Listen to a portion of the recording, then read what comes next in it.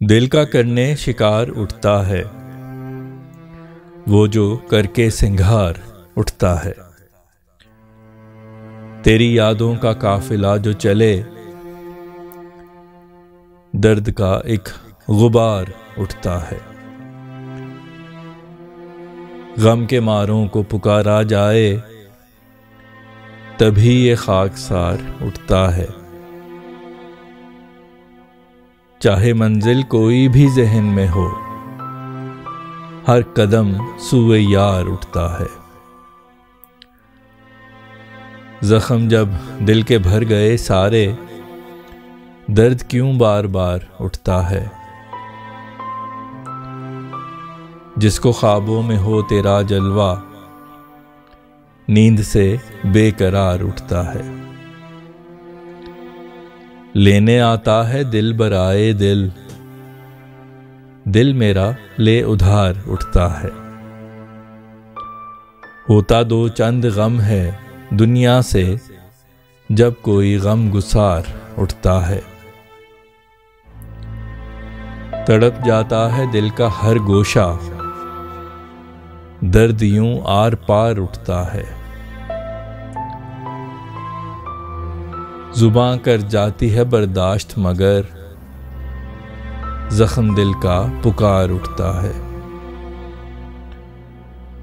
حسن کا دیکھ کے غرور و انا عشق سے اعتبار اٹھتا ہے۔ یاد زندہ میں تیری آتی ہے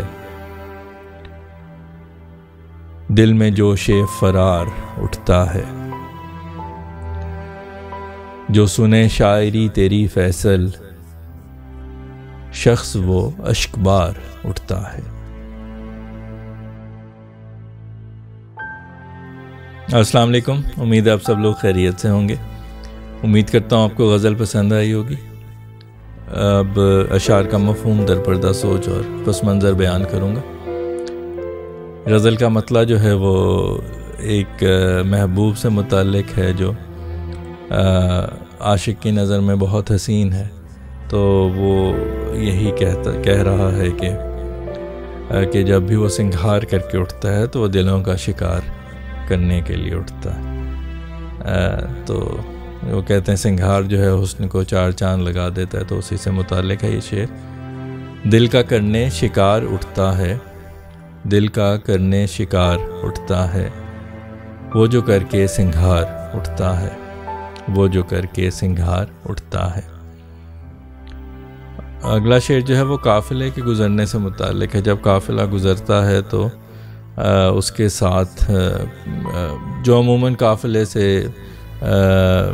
جو تخیل میں چیز آتی ہے وہ اونٹوں کا قافلہ جو ریگستان سے گزر رہا ہوتا ہے اس کا نارملی ذہن میں آتا ہے۔ تو جب وہ قافلہ گزر رہا ہوتا ہے تو ریت اور مٹی جو ہے اس قافلے کے ساتھ دھول جو ہے وہ اٹھتی ہے ہوا میں۔ تو یہاں پہ میں نے اس جو ہے تصویر کو ذہن میں رکھ کے تو یہ شعر لکھا کہ، اور اس میں میں نے یہی بتایا کہ جب تیری یادوں کا قافلہ گزرتا ہے ذہن سے تو درد کا جو ہے وہ ایک غبار اٹھتا ہے۔ تو شعر اس طرح ہے، تیری یادوں کا قافلہ جو چلے تیری یادوں کا قافلہ جو چلے درد کا ایک غبار اٹھتا ہے درد کا ایک غبار اٹھتا ہے۔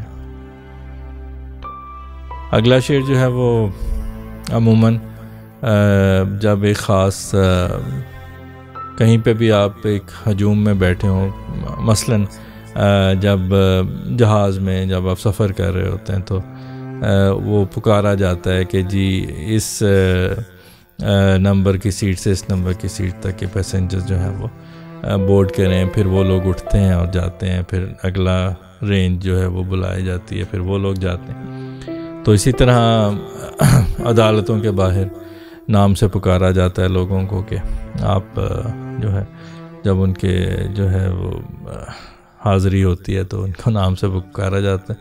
اسی طرح ہر جگہ پہ جب کسی کو نام سے یا اس کے کیٹیگری سے جو پکارا جاتا ہے تو وہ لوگ کھڑے ہو کے تو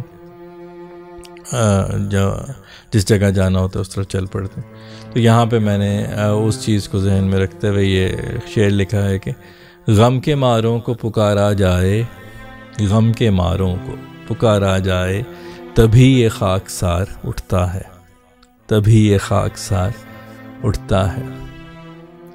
اگلا شعر جو ہے وہ منزل آپ کوئی بھی ذہن میں، اکثر ہوتا ہے کہ آپ کو ایک راستے سے بہت لگاؤ ہوتا ہے، ایک راستے کے آپ عادی ہوتے ہیں، تو آپ جب سفر کرتے ہیں تو کچھ سوچے بغیر آپ خود بخود اس راستے پہ چلتے جاتے ہیں۔ تو یہاں پہ میں نے جو سوئے یار یعنی یار کی طرف جو محبوب کی طرف جو راستہ جاتا ہے اس کے بارے میں لکھا ہے کہ چاہے منزل کوئی بھی ذہن میں ہو، چاہے منزل کوئی بھی ذہن میں ہو، ہر قدم سوئے یار اٹھتا ہے، ہر قدم سوئے یار اٹھتا ہے۔ اگلا شعر جو ہے وہ دل کے زخموں کے بارے میں۔ دل کے زخم ایسے زخم ہوتے ہیں کہ وہ بھر بھی جائیں تب بھی درد ختم نہیں ہوتا۔ وہ عموماً باقی جتنے بھی آپ کے جسم پہ زخم ہوتے ہیں، وہ زخم جب بھر جاتے ہیں، کمپلیٹلی ہیل ہو جاتے ہیں، تو آپ کو کسی قسم کی تکلیف اور درد نہیں رہتا اس جگہ پہ، لیکن دل کے جو زخم ہیں وہ ذرا مختلف ہوتے ہیں۔ تو یہ اسی کے بارے میں لکھا ہے کہ زخم جب دل کے بھر گئے سارے، زخم جب دل کے بھر گئے سارے، درد کیوں بار بار اٹھتا ہے، درد کیوں بار بار اٹھتا ہے۔ اگلا شعر جو ہے وہ محبوب کے متعلق ہی ہے کہ وہ یعنی ایسا محبوب کا حسن اور چہرہ ایسا ہے کہ جس کے خوابوں میں وہ آتا ہے، پھر وہ شخص بے قرار اٹھتا ہے، اس سے اس کے دل میں جو ہے وہ ایک بے قراری، ایک بے سکونی پیدا ہو جاتی ہے۔ تو شعر اس طرح ہے کہ جس کے خوابوں میں ہو، جس کو خوابوں میں ہو تیرا جلوہ، جس کو خوابوں میں ہو تیرا جلوہ، نیند سے بے قرار اٹھتا ہے، نیند سے بے قرار اٹھتا ہے۔ اگلا شعر جو ہے مجھے بہت پسند ہے، اس غزل کا میرا پسندیدہ اشعار میں سے ایک ہے اس غزل کے۔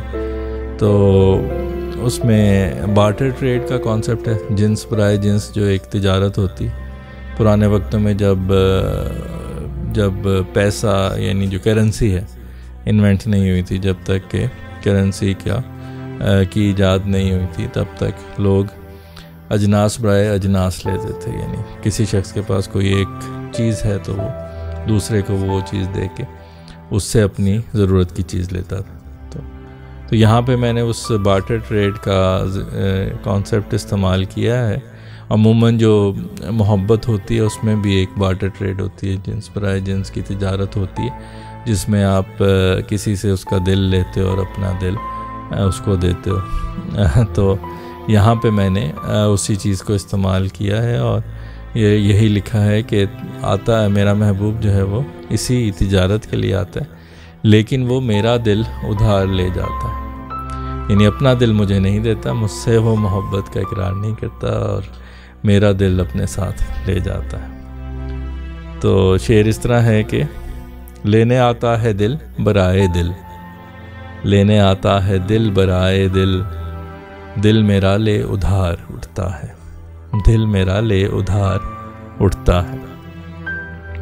اگلا شعر جو ہے وہ میرا خیال ہے بہت سے لوگوں نے یہ ان کی زندگی نے ان کو یہ ایک سبق سکھایا ہوگا کہ جب آپ کا کوئی غم گسار جو آپ سے آپ کے دکھ کو شیئر کرتا ہو، دکھ کو آپ دکھ بانٹتا ہو آپ کا اپنے ساتھ، تو وہ جب دنیا سے رخصت ہو جائے تو آپ کا غم جو ہے، دکھ جو ہے وہ دگنا ہو جاتا ہے، کیونکہ اب اس کو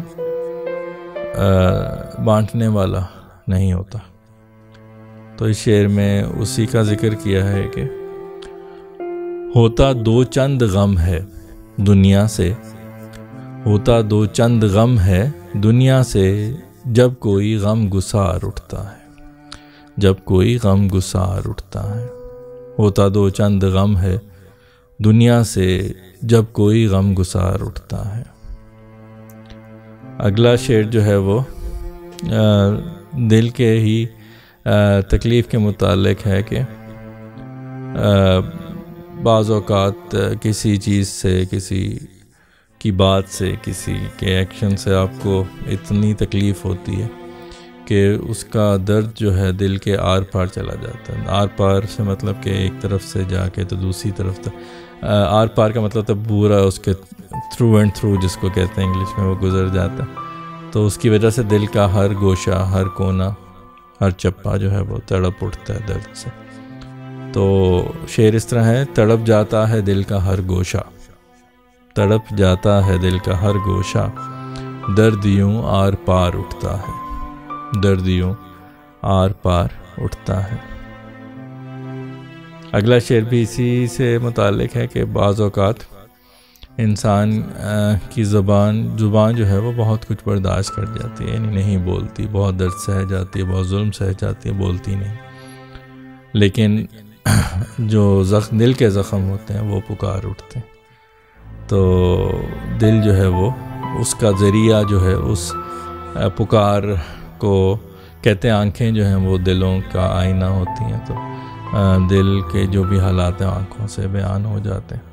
تو زخم دل جو پکارتا ہے وہ زیادہ تر آنکھوں کے ذریعے، بہتی آنکھیں یا بہتے آنسو جو ہوتے ہیں وہ اس دل کی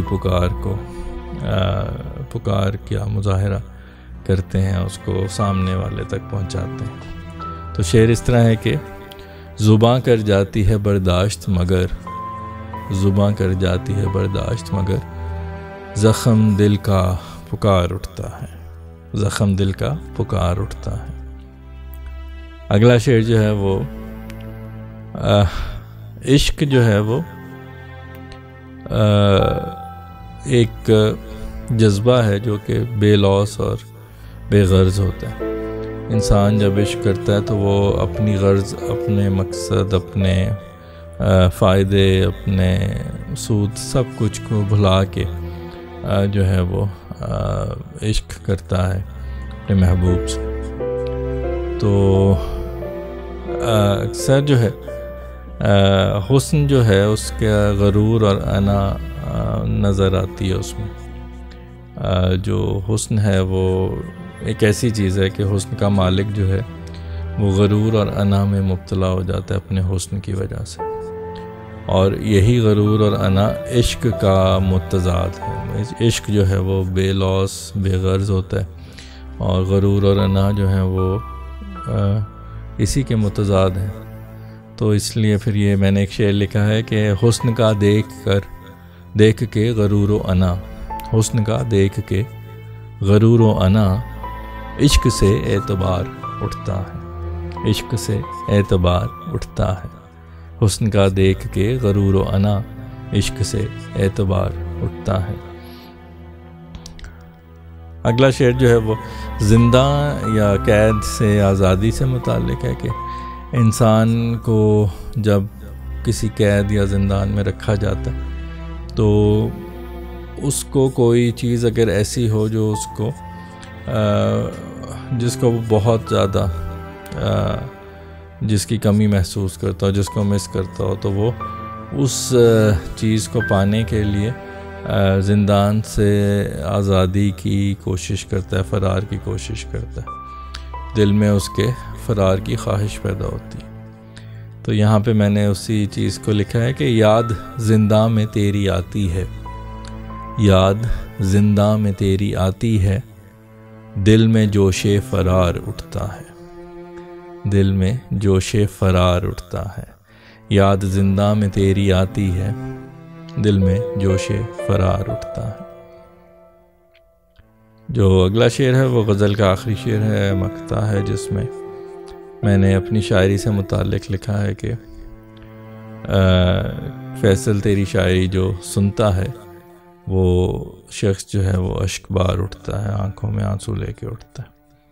تو شعر اس طرح ہے: جو سنے شاعری تیری فیصل، جو سنے شاعری تیری فیصل، شخص وہ اشک بار اٹھتا ہے، شخص وہ اشک بار اٹھتا ہے. دل کا کرنے شکار اٹھتا ہے، وہ جو کر کے سنگھار اٹھتا ہے. جی تو امید کرتا ہوں آپ کو غزل پسند آئی ہوگی اور اشعار کے مفہوم سے بھی آپ نے لطف لیا ہوگا.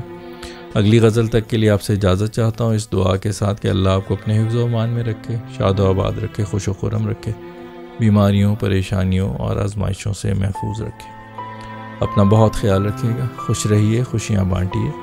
انشاءاللہ اگلی غزل کے ساتھ آپ سے دوبارہ ملاقات ہوگی، تب تک کے لیے اللہ حافظ۔